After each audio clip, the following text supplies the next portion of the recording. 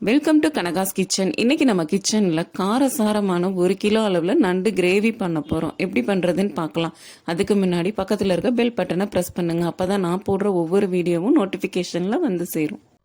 நண்டை பொறுத்த வரைக்கும் ஒரே ஒரு சின்ன ரகசியம் இருக்குதுங்க. கடாய் காஞ்சதும் நம்ம க்ளீன் பண்ண நண்டை எல்லாத்தையுமே எண்ணெய் எதுவுமே சேர்க்காம இந்த மாதிரி சேர்த்துக்கோங்க. சேர்த்துட்டு நல்லா சுருளை வதக்கி விட்டுட்டே இருங்க. தண்ணி விட்டுட்டே இருக்கும். ஒரு 5 நிமிஷத்துக்கு சுருளை வதக்கி விட்டுட்டே இருங்க.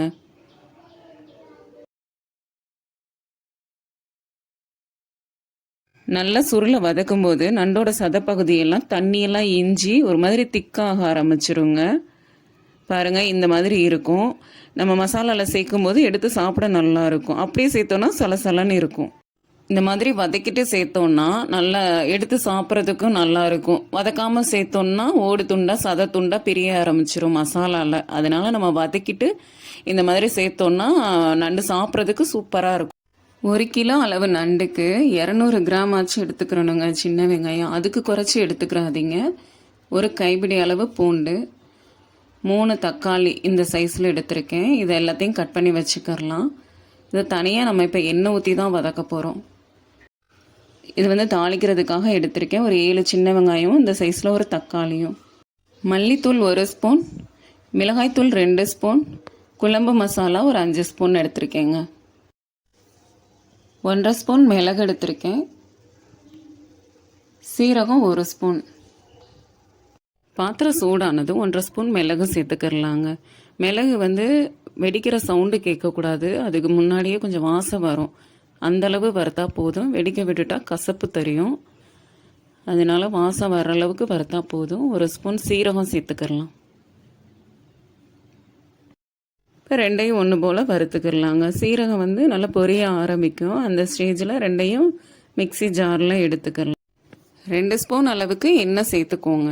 எண்ணெய் காஞ்சதும் ஒரு கைப்பிடி அளவு பூண்டு சேர்த்துக்கோங்க. பூண்டு சேர்த்ததுக்கப்புறம் 1 நிமிஷத்துக்கு நல்லா வதக்கி விட்டுருங்க. பாதி அளவு வெந்திருக்கணும் பூண்டு. இந்த அளவு இஞ்சியை பொடியை கட் பண்ணி சேர்த்துக்கோங்க. இஞ்சி சேர்த்துட்டு நல்லா வதக்கி விட்டுருங்க. நல்லா 2 பூண்டும் இஞ்சியும் நல்லா வதங்கிருச்சு பாருங்கள். இந்த அளவுக்கு வதங்கினா போதும். 200 கிராம் சின்ன வெங்காயத்தை சேர்த்துக்கலாம். சேர்த்துட்டு நல்லா 1 நிமிஷத்துக்கு வதக்கி விட்டுருங்க. வதக்கினதுக்கப்புறம் நண்டு மசாலாவுக்கு தேவையான அளவு உப்பு சேர்த்துருங்க. இதுலேயும் வெங்காயம் சேர்த்ததுக்கப்புறம் ஒரு 2 நிமிஷத்துக்கு நல்லா வதக்கி விட்டுறலாம். வதக்கணுன்னா நல்லா வெங்காயம் வெந்துடும். இப்போ வெந்ததுக்கப்புறம் தக்காளி சேர்த்துக்கரலாம். பாருங்கள், வெங்காயம் ஓரளவுக்கு நல்லா வெந்திருக்கு. இப்போ 3 தக்காளியை கட் பண்ணதை சேர்த்துக்கரலாம். நண்டை பொறுத்த வரைக்கும் தக்காளி அதிகமாக சேர்த்துக்கிறோனுங்க, இல்லாட்டினா இனிச்சிட்ருக்கும். இப்போ நல்லா வெந்துருச்சு பாருங்கள்.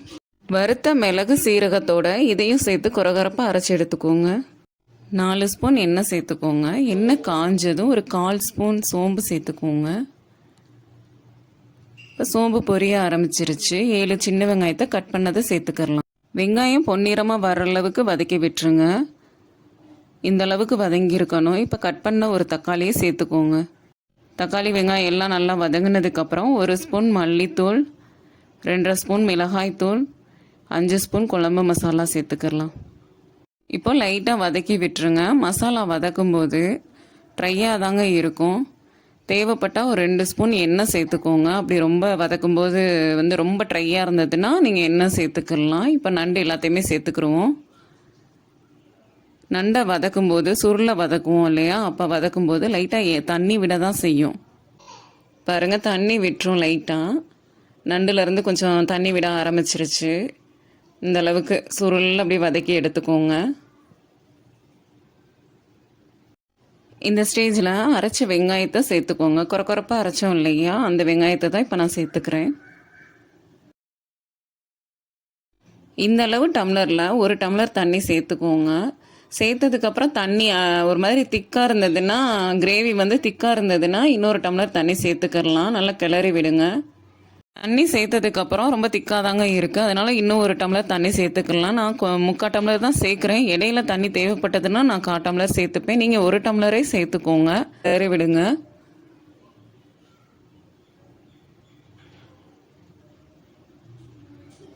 இப்போ உப்பு பார்த்துக்கலாம். ஏற்கனவே நம்ம உப்பு சேர்த்துருக்கோம்.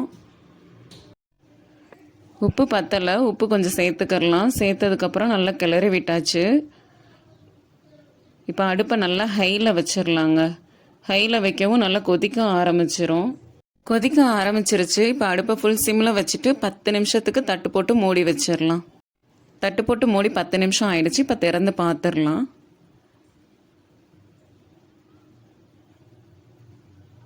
பாருங்கள், நல்லா நண்டு வெந்துருச்சு. இந்த அளவு வெந்தால் போதும். நல்லா எண்ணெய் பிரிஞ்சு வர ஆரம்பிச்சிருச்சு. ஒரு 2 ஸ்பூன் அளவுக்கு எண்ணெய் சேர்த்துக்கலாம். சேர்த்துட்டு 1 நிமிஷம் அப்படியே விட்டுறலாம். இவ்வளோதாங்க, காரசாரமான நண்டு இப்போ ரெடி ஆயிடுச்சு. இந்த நண்டு சளி, இருமல் எல்லாத்துக்குமே ரொம்ப நல்லது. அடிக்கடி வாரத்தில் ஒரு நாள் இந்த மாதிரி செஞ்சு சாப்பிடுங்க. பிடிச்சா லைக் பண்ணுங்கள், ஷேர் பண்ணுங்கள், சப்ஸ்கிரைப் பண்ணுங்கள்.